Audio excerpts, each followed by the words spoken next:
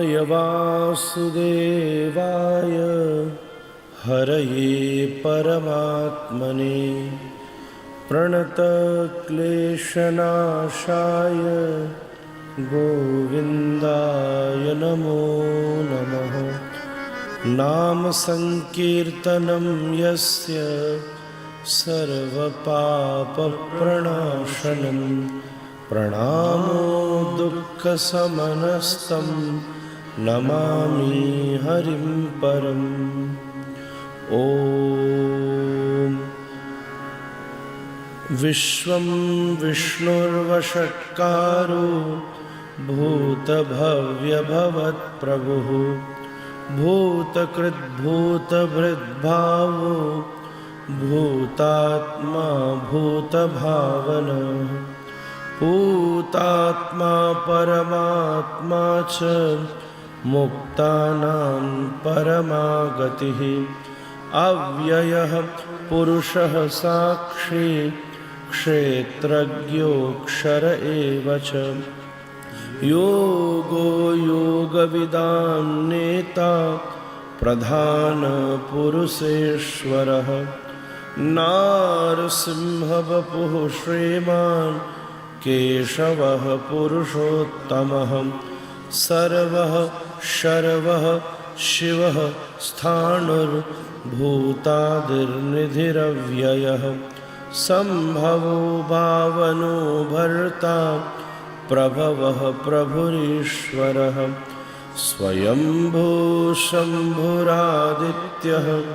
पुष्कराक्षो महास्वनः अनादिनिधिनो धाता विधाता धातुरुत्तमः अप्रमेयो ऋषिकेशः पद्मनाभोऽमरप्रभुः विश्वकर्मा मनुस्त्वष्टा स्थविष्टस्थविरो ध्रुवः अग्राह्यः शाश्वतः कृष्णो लोहिताक्षप्रतर्दनः प्रभुवस्त्रिककुब्धाम पवित्रं मङ्गलं परम् ईशानप्राणदः प्राणो ज्येष्ठः श्रेष्ठः प्रजापति हिरण्यगर्भो भूगर्भो माधवो मधुसूदनः ईश्वरो विक्रमी धन्वी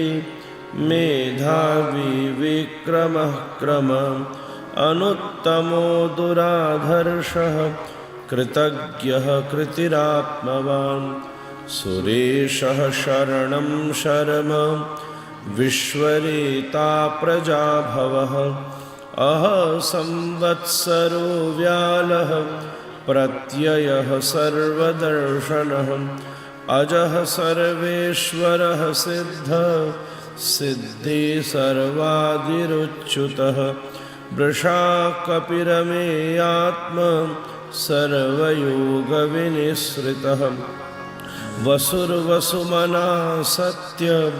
समात्मा सम्मितः समम् अमोघः पुण्डरीकाक्षो वृषकर्मा वृषाकृतिः रुद्रो बहुशिरः बभ्रुर्विश्वयोनिःशुचिष्ववः अमृतः शाश्वतः स्थाणुर्वरारोहो महातपाः सर्वगः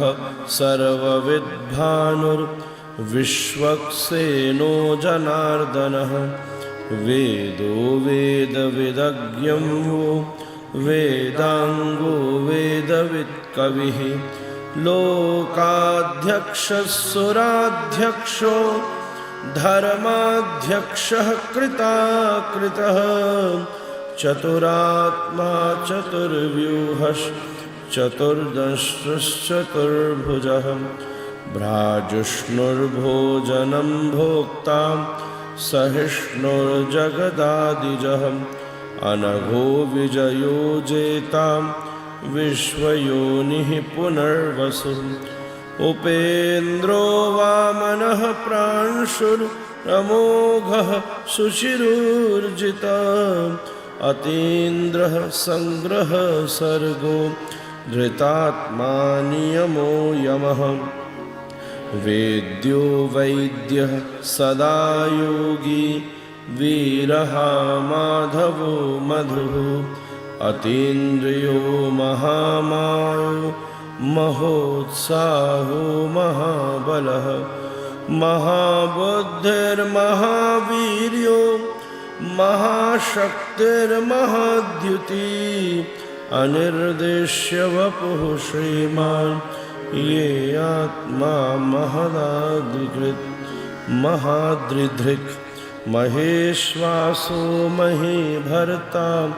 श्रीनिवासः सताङ्गतिः अनिरुद्धः सुरानन्दो गोविन्दो गोविदाम्पतिः मरीचिर्दमनो हंसः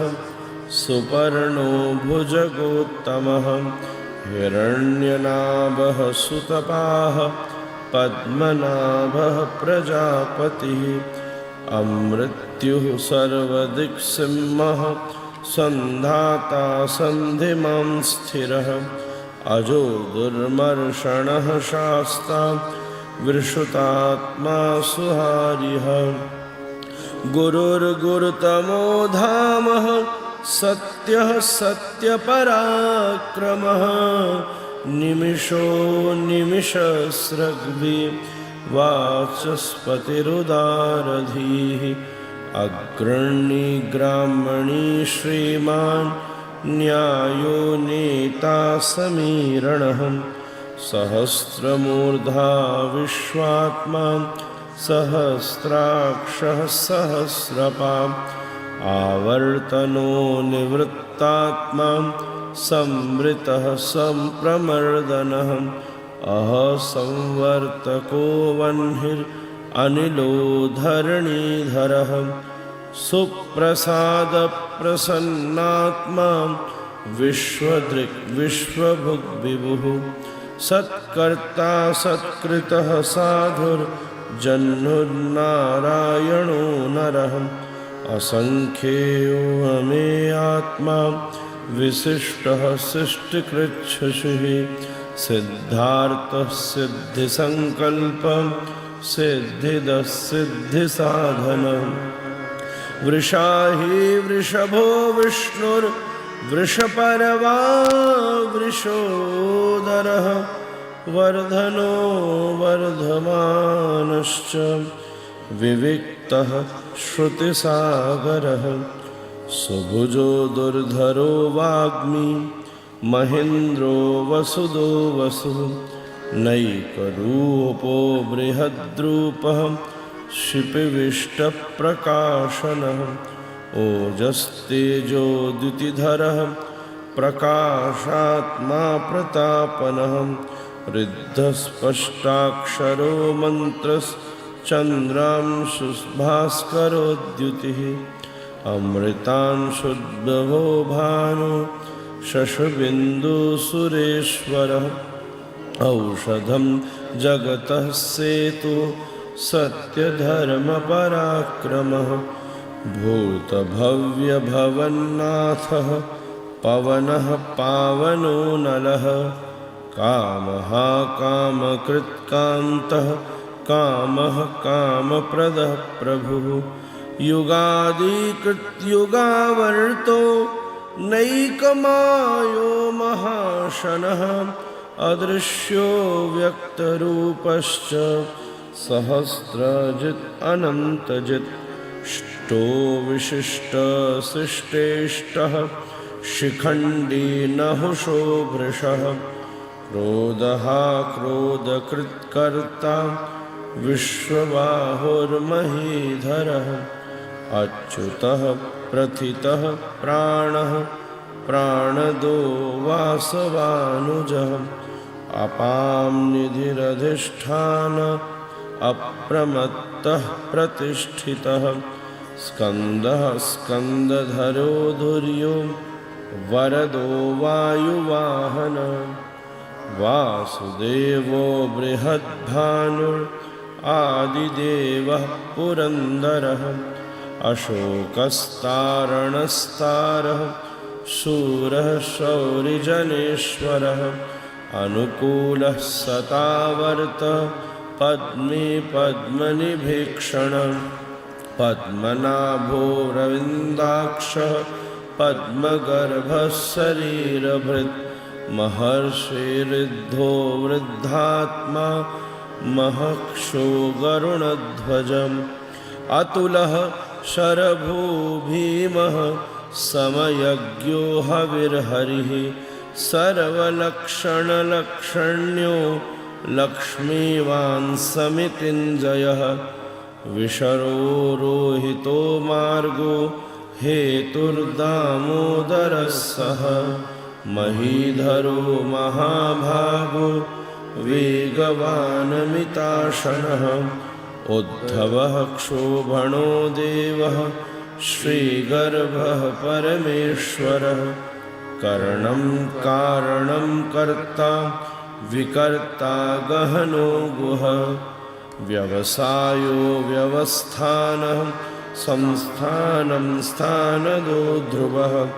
परब्धि परमस्पष्टस्तुष्टः पुष्टः सुभीक्षणः रामो विरामो विरजो मार्गो नेयो नयो नयः वीरः शक्तिमतां श्रेष्ठो धर्मो धर्मविदुत्तमः वैकुण्ठः पुरुषः प्राणः प्राणदः प्रणवः प्रथुः हिरण्यगर्भः शत्रुघ्नो व्याप्तो वायुरधोक्षजः ऋतुः सुदर्शनः कालः परमेष्ठी परिग्रहः उग्रः संवत्सरो दक्षो विश्रामो विश्वदक्षिणः विस्तारस्थावर्णस्थाणुः प्रमाणं बीजमव्ययम् अर्थो अनर्थो महाकोशो महाभोगो महाधनः अनिर्विण्णस्तविष्टो भूर्धर्मयूपो महामखः नक्षत्रनेमि नक्षत्रिः क्षमः क्षामः समंहनः यज्ञः इज्जो महेज्यस्वं क्रतुः सत्रः सतां गतिः सर्वदर्शी विमुक्तात्मा सर्वज्ञो ज्ञानमुत्तमम् सुव्रतः सुमुखः सूक्ष्मः सुघोषः सुखदः सुहृत् मनोहरो जितक्रोधो वीरवायुविदारणः स्थापनः स्ववशो व्यापी नैकात्मा नैककर्मकृत् वत्सरो वत्सलो वत्सी रत्नगर्भो धनेश्वरः धर्मगुप्तधर्मकृद्धर्मी सदसक्षरमक्षरम् अविज्ञाता सहस्रांशुर्विधाता कृतलक्षणः गभिस्तनेमि सत्त्वस्थः सिंहो भूतमहेश्वरः आदिदेवो महादेवो देवेशो देवहृद्गुरुः उत्तरो गोपतिर्गोप्तां ज्ञानगम्यः पुरातनः शरीरभूतभृद्भोक्ता कपीन्द्रो भूरिदक्षिणः सोमपोममृतसोमः पुरुजित्पुरुषोत्तमः विनयो जय सत्यसन्धो दाशार्ह सात्वतां पतिः जीवो विनयिता साक्षी मुकुन्दो मितविक्रमः अम्भोनिधिरनन्तात्मा महोदधिशयोऽन्तकः अजो महार्हः स्वायम्भव्यो जितमित्रप्रमोदः आनन्दो नन्दनो नन्दः सत्यधर्मत्रिविक्रमः महर्षि कपिलाचार्यः कृतज्ञो मेदिनीपतिः त्रिपस्त्रिदशाध्यक्षो महाशृङ्गः कृतान्तकृत् महावराहो गोविन्दः सुषेणः कनकाङ्गदी गुह्यो गभीरो गहनो गुप्तश्चक्रगदाधरः वेधास्वाङ्गोजितः कृष्णो दृढः सङ्कर्षणेच्युतः वर्णो वारुणो वृक्षः पुष्कराक्षो महामना भगवान् भगहानन्दी वनमाली हलायुधः आदित्यो ज्योतिरादित्यः सहिष्णुर्गतिसत्तमः सुधन्वाखण्डपरशुरारुणो द्रविणप्रदः दिवस्पृक् सर्वदृग्व्यासो वाचस्पतिरयो निजः त्रिसाम सामगः साम निर्वाणं भेषजं भिषक् सन्न्यासकृच्छमः शान्तो निष्ठा शान्तिः परायणम् शुभांगः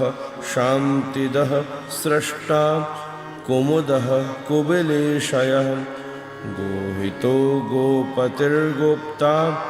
वृषभाक्षो वृषप्रियः अनिर्वर्ती निवृत्तात्मा संक्षेप्ताक्षेमकृच्छविः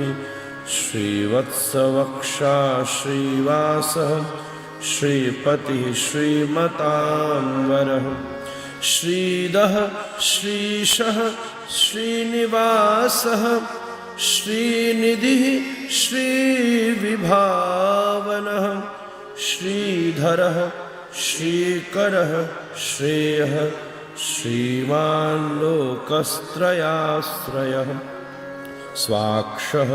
स्वाङ्गः सतानन्दो नन्दिर्ज्योतिर्गणेश्वरः विजितात्मा विधेयात्मा सत्कीर्तिर्छिन्नसंशयः उदीर्णः सर्वतश्चक्षुरनीशः शाश्वतस्थिरः भूषयो भूषणो भूतिर्विशोकः शोकनाशनः अर्चिस्मान् अर्चितः कुम्भो विशुदात्मा विशोधनः अनिरुद्धो प्रतिरथः प्रद्युम्नो मितविक्रमः कालनेमिहावीरः शौरी शूरजनेश्वरः त्रिलोकात्मा त्रिलोकेशः केशवः केशिहा हरिः कामदेवः कामपालः कामी कान्तः कृतागमः अनिर्देश्य वपुर्विष्णु वीरोऽनन्तो धनञ्जयः ब्रह्मण्यो ब्रह्मकृद्ब्रह्मा ब्रह्म ब्रह्मविवर्धनः ब्रह्मवेद्ब्राह्मणो ब्रह्मी ब्रह्मज्ञो ब्राह्मण महाक्रमो महाकर्म महातेजा महोरगः महाकर्तुर्महायज्व महायज्ञो महाहविः स्तवप्रियस्तव प्रियस्तोत्रं स्तुतिस्तोतारणो प्रियं पूर्णः पूरयितः पुण्यं पुण्यकीर्तिरनामयः मनोजवस्तीर्थकरो वसुरेता वसुप्रदः वसुप्रदो वासुदेवो वसुर्वसुमनाहविः सद्गतिः सत्कृतिः सत्ता सद्भूति सत्परायणः सूरसेनो यदु श्रेष्ठा सन्निवासस्वयामुनः भूतवासु वासुदेवः सर्वासु निलयो नलः दर्पः दर्पदो द्रप्तो दुरधरो रथापराजितः विश्वमूर्तिर्महामूर्तिर्दीप्तमूर्तिरमूर्तिमान् अनेकमूर्तिरव्यक्तं शतमूर्तिशताननः एको नैकः सवः कः किं यत्तत्पद्ममनुत्तमं लोकबन्धुर्लोकनाथो माधवो भक्तवत्सलः सुवर्णवर्णो हेमांगो वरांगश्चन्दनांगदी वीरः विषयः शून्यो धृताशीरचलश्चलः अमानो मानदो मानो लोकस्वामी त्रिलोकधृक् सुमेधा मेधजो धन्यः सत्यमेधाधराधरः तेजो वृषो द्युतिधरः सर्वशस्त्रभृताम्बरः प्रग्रहो निग्रहो व्यग्रो नैकशृङ्गो गदाग्रजः चतुर्मूर्तिश्चतुर्बाहुश्चतुर्व्यूहश्चतुर्गतिः चतुरात्मा चतुर्भावश्चतुर्वेदविदेकपां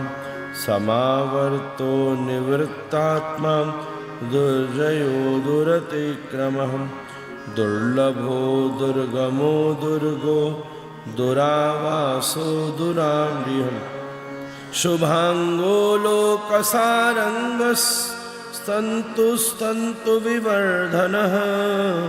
शुभांगो लोकसारंगः स्तन्तु विवर्धनः इंद्रकर्मा महाकर्मा कृतकर्मा कृतागमः उद्धवः सुन्दरः सुन्दो रत्नलाभः सुलोचनः अर्को वाजसनस्रङ्गे जयन्तः सर्वविजयी सुवर्णबिन्दुरक्षोभ्यं सर्ववागीश्वरेश्वरः महाहृदो महागर्भो महाभूतो महानिधि कुङ्कुमदः कुन्दरः कुन्द पर्जन्यो पावनो नीलः अमृताशोमृतबपुः सर्वज्ञः सर्वतोमुखः सुलभः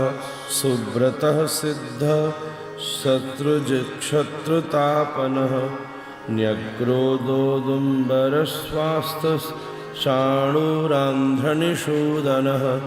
सहस्रार्चे सप्तजिह्वः सप्तैधा सप्तवाहनः अमूर्तिरनघोचिन्त्यो भयकृद्भयनाशनः अणुर्बृहत्कुशः स्थूलो गुणभिन्निर्गुणो महान् अधृतः स्वधृतस्वास्य प्राग्वंशो वंशवर्धनः भारभृत्कथितो योगी योगीशः सर्वकामदः आश्रमः श्रमणः श्रामः सुपर्णो वायुवाहनः धनुर्धरो धनुर्वेदो दण्डो दमयिता दमः अपराजितः सर्वसहो नियन्ता नियमो यमः सत्त्ववान् सात्विकः सत्यधर्मपरायणः अभिप्रायः प्रियार्होरः प्रियकृत्प्रीतिवर्धनः विहाय सद्गतिर्ज्योतिः सुरुचिहुतभुगद्विभु रविविरोचिनः सूर्यो सवितारविलोचनः अनन्तो हुतभृग्भोक्तां सुखदो नैकजोऽग्रज अनिर्विण्यः सदा मर्षि लोकाधिष्ठानमद्भुतः सनात् सनातनतमः कपिलः कपिरव्ययः स्वस्तिदः स्वस्तिकृत् स्वस्ति स्वस्ति भुक् स्वस्ति दक्षिणः